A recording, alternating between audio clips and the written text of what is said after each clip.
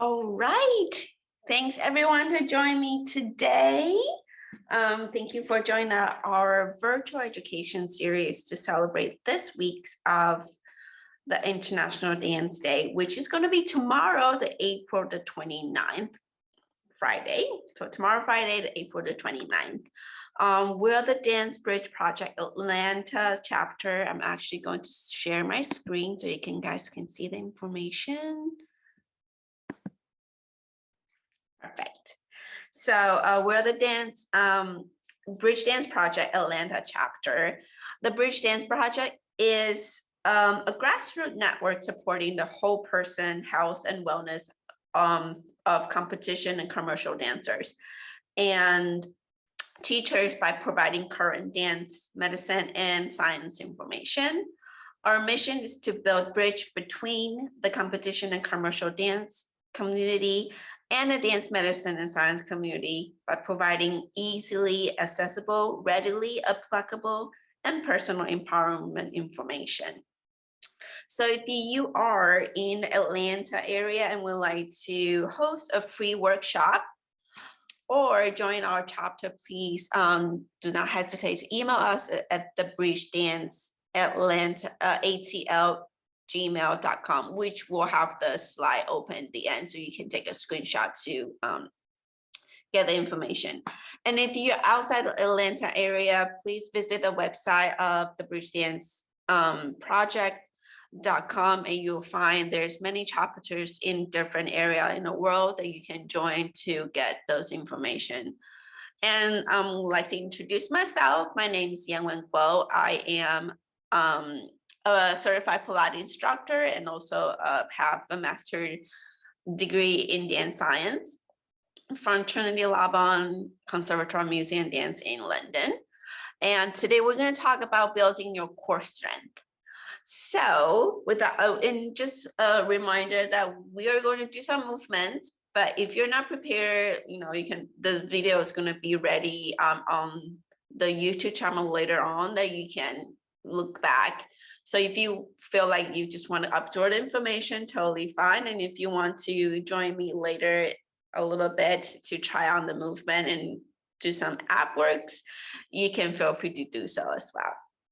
Alrighty, then the next one, we're going to talk about core muscles.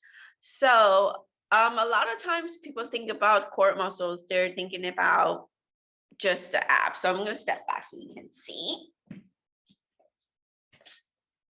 So they're thinking about the core is just your abdominals in the front.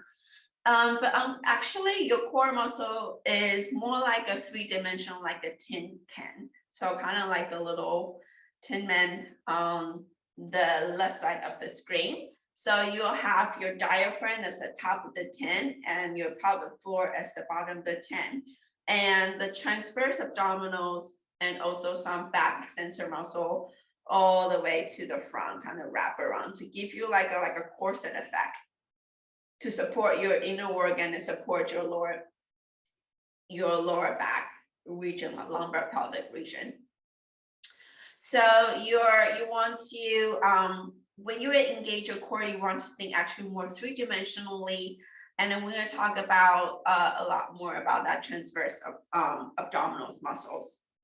So I'm going to show you this YouTube video. So it's going to give you a sort of guidance. The transversus abdominis muscles are from the inner surfaces of costal cartilages 7 through 12.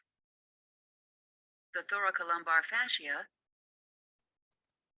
the iliac crests,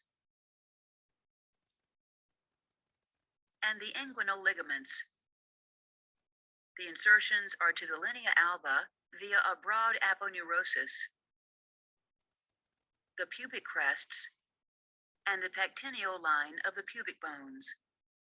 The transversus abdominis muscles compress the abdomen and in doing so, raise intra-abdominal pressure and assist in forced expiration. They are innervated by the intercostal nerves. The origins of the transversus abdominis. All right, so that sounds very scientific and a lot of crazy words, but basically you can see it wraps kind of like a corset, so it really gives you support. And then as mentioned, when you press it in, it kind of helps to press the air out, so it assists to give the support and also help to when you exhale, that's when you kind of engage the core muscles.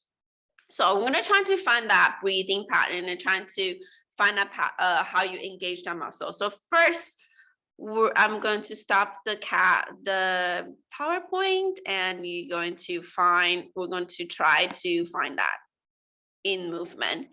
So if you have a yoga mat, you're gonna start with lying on your back.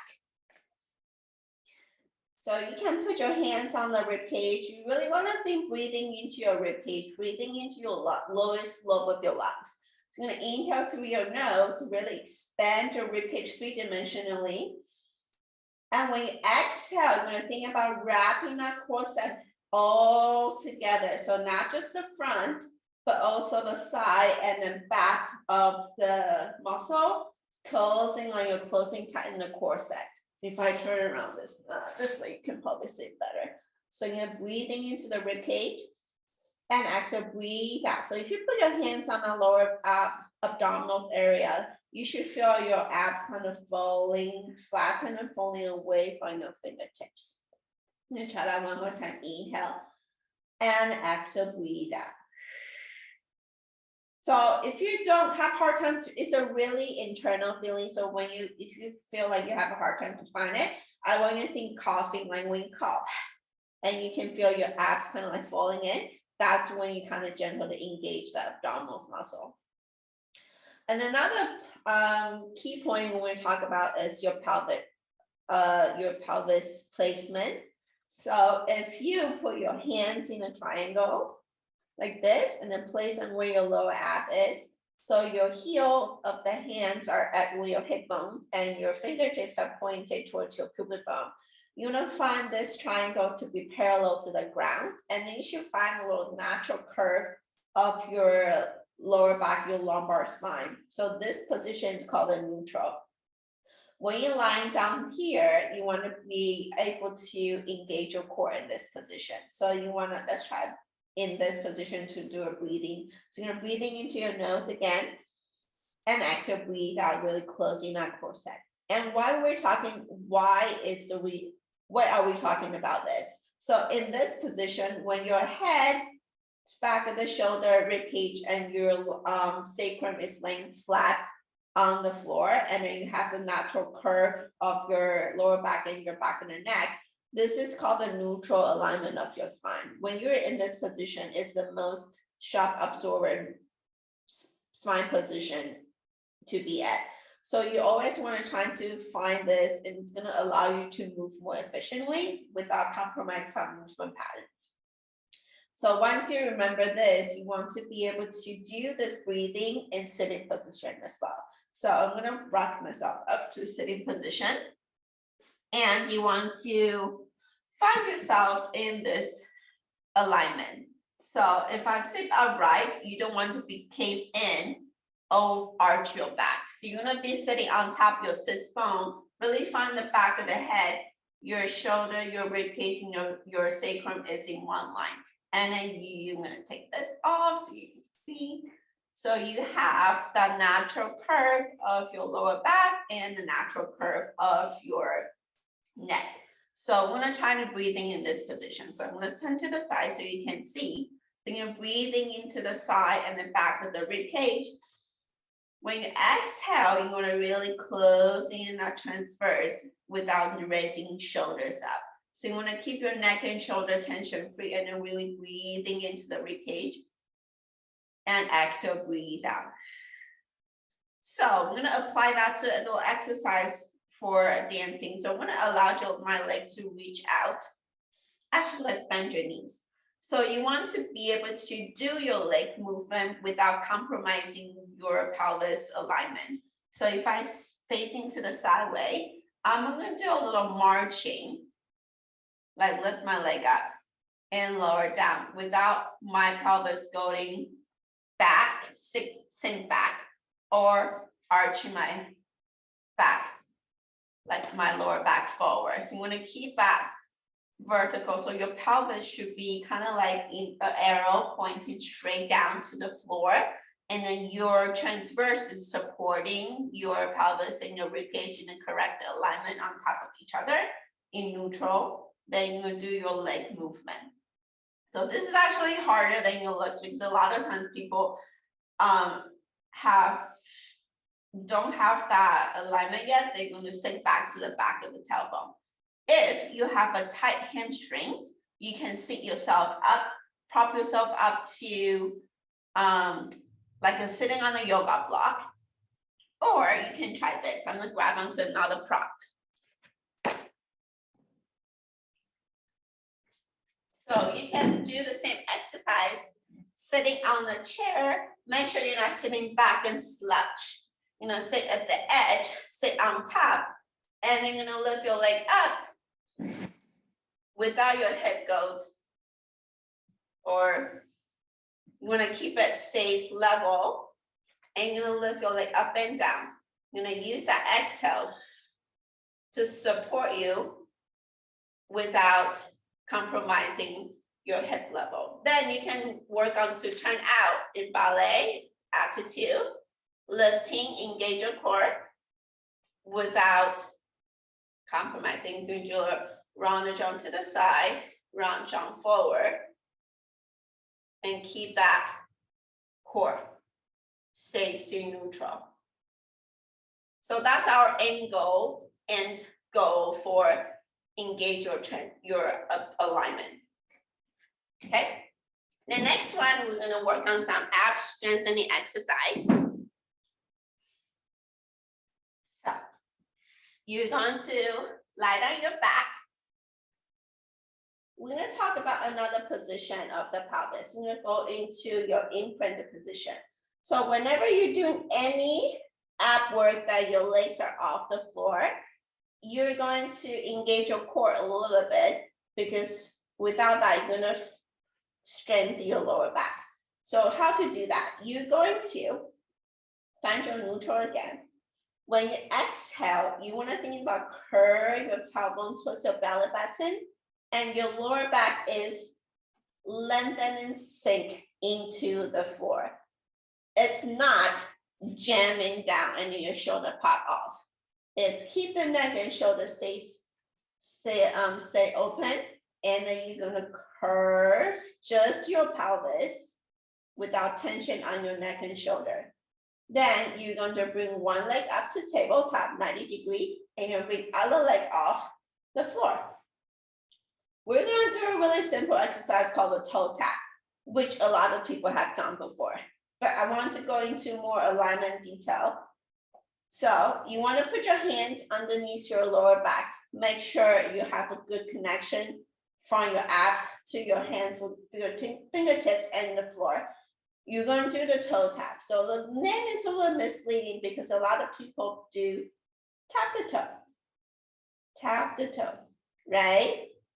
But can you notice my legs are actually not moving? You're not challenging your ab. So to do it, to really challenge the ab, you want to keep your legs in the same angles in that 90-degree, abs in. You're going to move your thigh bone away from your hip without your shoulder popping off the floor. So you're going to use your ab to move your thigh away from the hip, keep the legs in the same angles, and coming back up.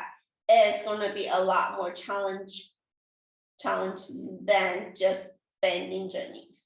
So you really have to use your core to hold the weight of the leg, and you're going to squeeze your glutes to bring your leg lower and coming back up. So what the next is what I don't want to see is this. Sorry, I'll move my hands up. Can you see how I'm back arching? I'm going to keep the abs engaged, and you're going to move your leg using your glutes without shoulder popping off. So I'm going to do that 10 times. Then if you find this is too easy, you're going to do both legs at the same time. So exhale, coming back in. And notice I'm not even touching my toes to the floor, and it's already a really good exercise without my shoulder run up like this. Okay, so really focus, keep the neck and shoulder open. So you want to isolate your upper body and lower body, keep the core engaged and use your abs to support and move your thigh away. Then you're gonna do the next level, you're gonna reach one leg out and coming in, increase the leverage to make it even harder. And then reach out. 2 more. And 1 more. Or make it even harder, both sides reach out without your shoulder run off the floor or your lower back pop away. Use that exhale to really compress and support your lower back. 2 more. And last one. Then you're coming back down.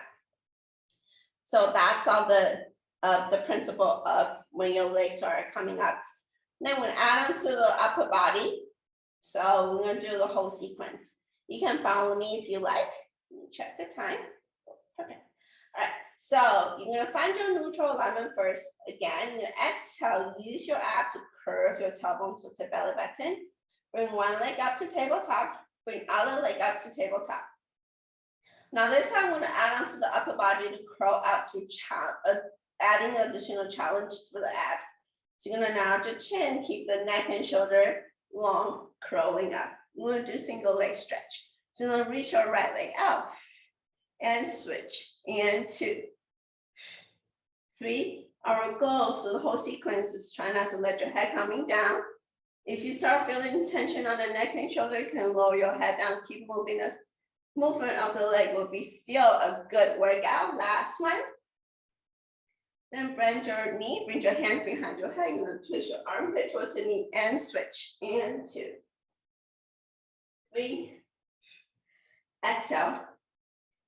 5, 6. 2 more. Last one.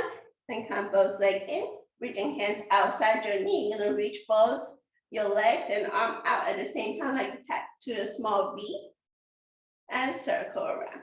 And 2. Good, and 3. You should feel burning already. And 4. See, can you curve your head and shoulder up higher? 6.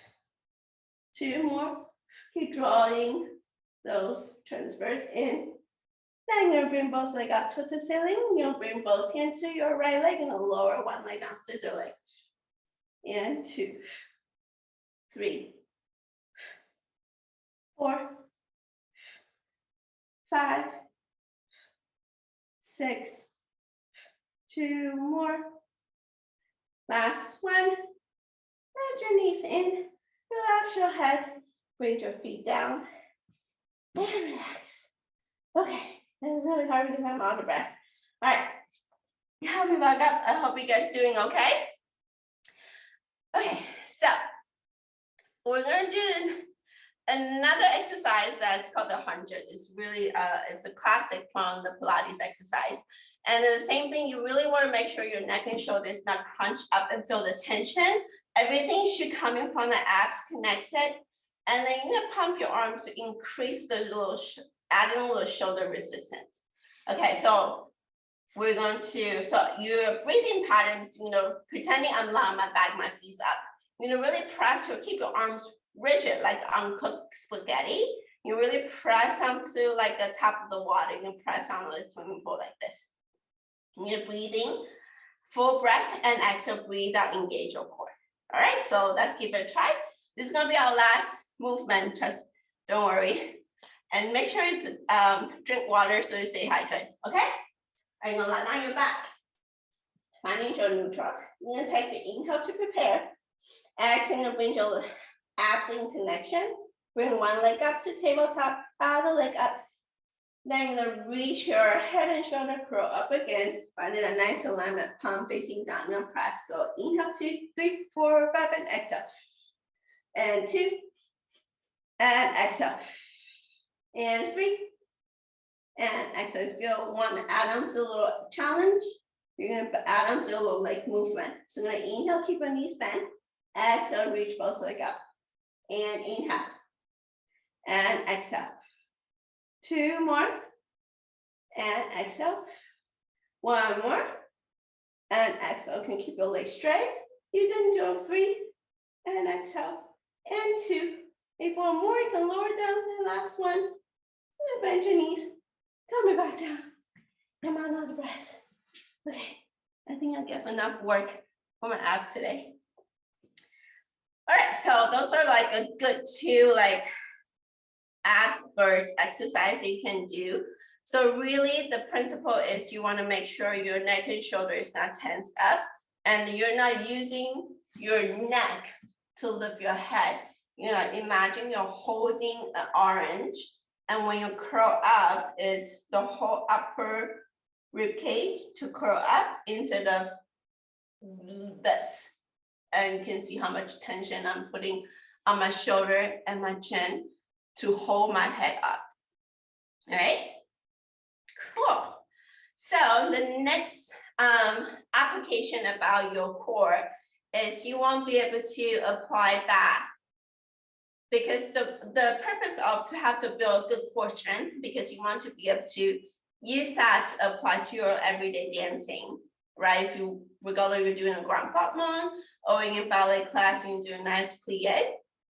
So we're gonna kind of talk about that to a little add on to a little cherry on the top. So I'm gonna grab onto my chair again.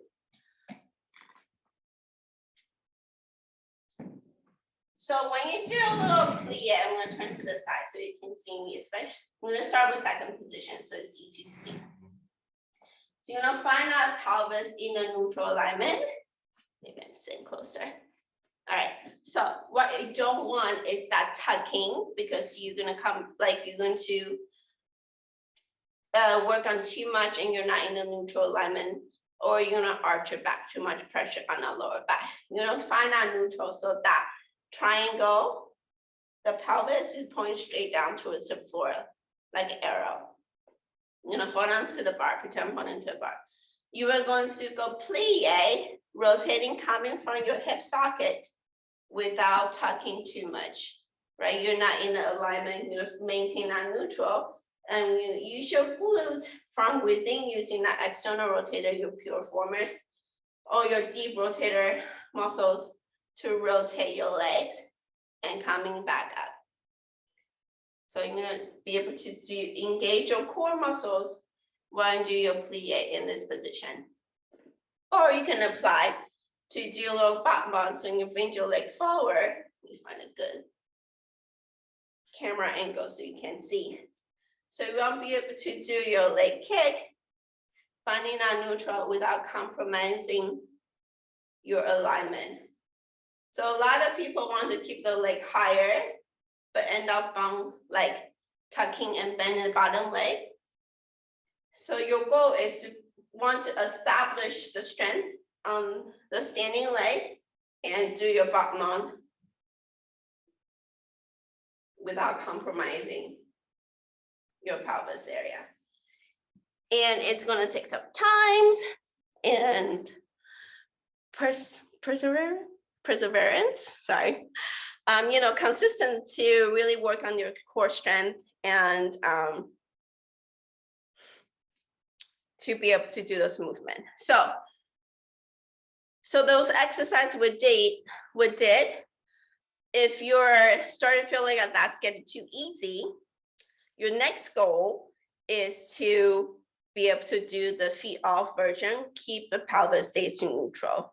So ideally, your end goal is to be able to find your neutral alignment, engage your core, keep your pelvis neutral, and do all the crazy things that you want. So that's our little mini series. If anybody have any questions, I'm open the floor. Please let me know. I'm here. So I'm gonna open up the little chat rooms. Anybody can either raise their hand or they want to type any questions. And thank you, Melissa, for the comments. So those exercises are great for dance teachers that they can incorporate into the class. So instead of doing like regular crunches, they can probably do those ab exercises and get the same effect. When you go to a dance class, do they do exercises before the technique classes? I would say, ideally, we do encourage dancers to cross-train because dance class, a lot of times we focus on the technique, but we also want the dancer to be strong enough to do some of the technique movement. Let's see if anybody else have any questions. Right. We'll wait for 1 more minute. If not, thank you, Melissa. Then we're going to close our webinar, our Lord Zoom meeting, and this recording. Oh, wait, hold on. I am going to show the slides one more time for our information. Give me 1 second. All right, so this is me. This is my information. If you ever need to contact me, you can find me on the Instagram for Dance Science and Wellness. And this is our Bridge Dance project information. So you can take a screenshot. If you have any question, you can reach us at the Instagram for the Bridge Dance project, or you can email us at our Atlanta chapter for bridgedanceatl@gmail.com. And then if And you what's your want, there's Instagram page again? Dance.science.something. bridgedanceatl@gmail.com. No, but your page, your Instagram. My page? Oh, okay, I'll go back. It's Dance dance.science.wellness. Okay. Yep. All right. Thanks everybody for joining us today. And I hope you guys will have a wonderful day, and I'll see you guys soon, and enjoy International Dance tomorrow. Okay, so thank you. You're welcome. Bye. Bye.